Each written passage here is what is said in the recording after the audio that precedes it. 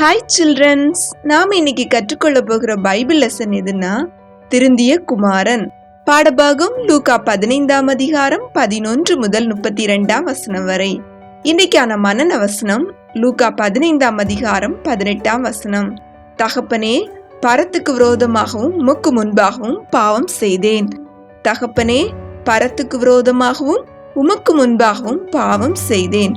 பாடத்தின் நோக்கம் தவறிலிருந்து திருந்தி மன்னிப்பை பெற்றுக்கொள்ள வேண்டும். ஓகே, ஸ்டோரி கேட்கலாமா?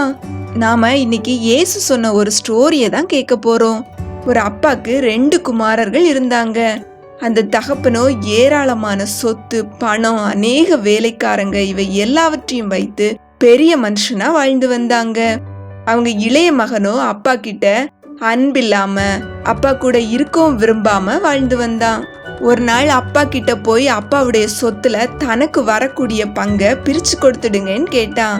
ஆனா அவங்க அப்பா தரமாட்டேன்னு சொல்லல. அவர்களுடைய பங்கை அவர்களுக்கு பிரிச்சு கொடுத்துட்டாங்க. பாவம் செய்கிறவர்களும் தேவனை விட்டு தூரமா போக தான் விரும்புவாங்க. இந்த இளைய குமாரனும் தன்னுடைய ஆஸ்தி, பணம் எல்லாத்தையும் எடுத்துக்கொண்டு தன் இஷ்டப்படி தூரமான ஒரு தேசத்துக்கு போனான். அந்த தேசத்துல போய் கீழ்ப்படியாத துன்மார்க்கமான வாழ்க்கை வாழ்ந்தான். தான் இஷ்டப்படி பணத்தை செலவு பண்ணான். எல்லா கெட்ட பழக்கங்களினாலும் தன்னை கெட்டவனா மாற்றிக்கிட்டான். அவனிடம் இருந்த அதிகமான பணத்தினால கெட்ட ஃப்ரெண்ட்ஸும் அவங்க கூட சேர்ந்துக்கிட்டாங்க. ஆனா இந்த சந்தோஷம் எல்லாம் கொஞ்ச நாள் தான். பணம் காலியாக ஃப்ரெண்ட்ஸும் மறைஞ்சு போயிட்டாங்க. பாவத்தினால வரக்கூடிய தண்டனை அவனை கஷ்டப்படுத்த ஆரம்பித்தது. அந்த தேசத்துல பயங்கரமான பஞ்சம் வந்தது. சாப்பாடே எங்கும் கிடைக்கல. இவன்கிட்ட பணமும் இல்ல. அவனோட கெட்ட ஃப்ரெண்ட்ஸும் எந்த ஹெல்ப்பும் பண்ணல. என்ன செய்வதென்றே தெரியல. பயங்கரமான பசி வேற. அப்பா கிட்ட போலான்னா அதற்கு பயம். அவனுடைய பாவம் தான் அவனுக்கு பயத்தை தந்தது. அதனால அவன் வேலை தேட ஆரம்பிச்சான். வேலையும் எதுவும் கிடைக்கல. பசியினால சாகுற நிலைமைக்கு வந்துட்டான். அப்பதான் அந்த தேசத்துல ஒரு குடியானவனிடம் சென்று வேலை கேட்டான். அவரோ தன்னுடைய பன்றிகளை மேய்க்கும் வேலையை கொடுத்தாங்க. பாவமானது ஒரு நாள் மனிதனை மோசமான நிலைக்கு கொண்டு வந்துடும். அதே போலதான் இளைய குமாரனும். அப்பாவோட இருந்த வாழ்க்கை வேற, அப்பா இல்லாம துன்மார்க்கனான பிறகு அவன் நிலைமை வேற. அவன் வேலை செய்த இடத்துலயும் ஒழுங்கான சாப்பாடு கிடைக்கல. அதனால பன்றியின் சாப்பாடான தவிட்ட சாப்பிட ஆசைப்பட்டான். அத கூட ஒருவரும் அவனுக்கு கொடுக்கல. பசியின் கொடுமையை உணர்ந்தான். கீழ்ப்படியாத பிள்ளைகளின் நிலைமையும் இப்படிதான். ஆனா இந்த இளையகுமாரனோ தன்னுடைய பாவத்தையும் பரிதாபமான நிலையும் உணர்ந்து கொண்டான். மனம் திரும்பும்படி விரும்பினான்.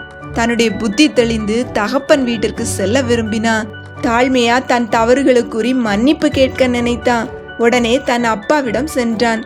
தன்னுடைய காணாமற் போன மகன் தூரத்துல வரும்போதே அவனுக்காய் ஏங்கி காத்து கொண்டிருந்த அந்த தகப்பன் ஓடி வந்தாங்க. தன் சொத்துக்களையும் பணத்தையும் அழித்து ஒரு பிச்சைக்காரனை போல அழுக்கான துணிகளோடும் பன்றியின் துர்நாற்றத்தோடு நின்று கொண்டிருந்த மகனை பார்த்து கட்டி அணைத்து முத்தமிட்டாங்க. இளையகுமாரனோ, நான் உம்முடைய குமாரன் என்று சொல்வதற்கும் பாத்திரனல்ல என்று தன்னை தாழ்த்தினான். ஒரு வேலைக்காரனாக தன்னை வைத்து கொள்ளும்படி கேட்டான். உடனே அவனுடைய அப்பா தன் வேலைக்காரர்களிடம் உயர்ந்த வஸ்திரத்தை கொண்டு வரும்படியும் அவன் விரல்களுக்கு மோதிரமும் கால்களுக்கு பாதரட்சியும் அணியும்படியும் சொன்னாங்க. பின்னும் அவர் கொளுத்த கன்றி அடியுங்கள், நாம் புசித்து சந்தோஷமா இருப்போம்னு சொல்லி அந்த தகப்பன் மிகவும் சந்தோஷப்பட்டாங்க.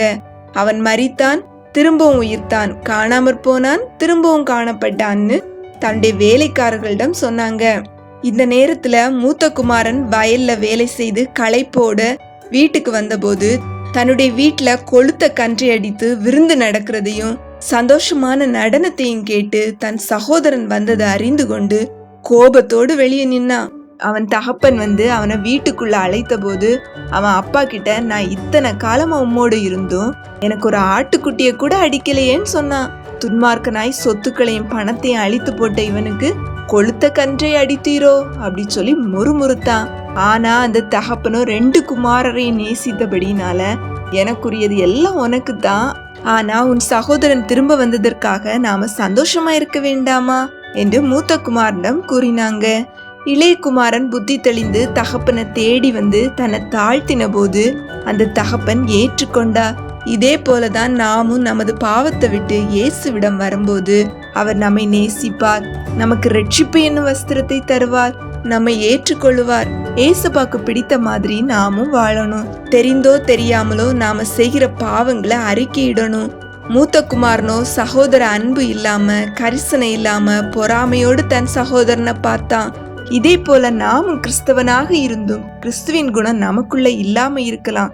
எல்லாருடைய திறமை, வளர்ச்சி, வசதிகள், புகழ் இவற்றையெல்லாம் பார்த்து நாமும் பொறாமப்படாம சந்தோஷப்பட வேண்டும். நாமும் மனம் திரும்பி கிறிஸ்துவுக்காக கிறிஸ்துவோடு வாழ்வோமா? ஆமேன்.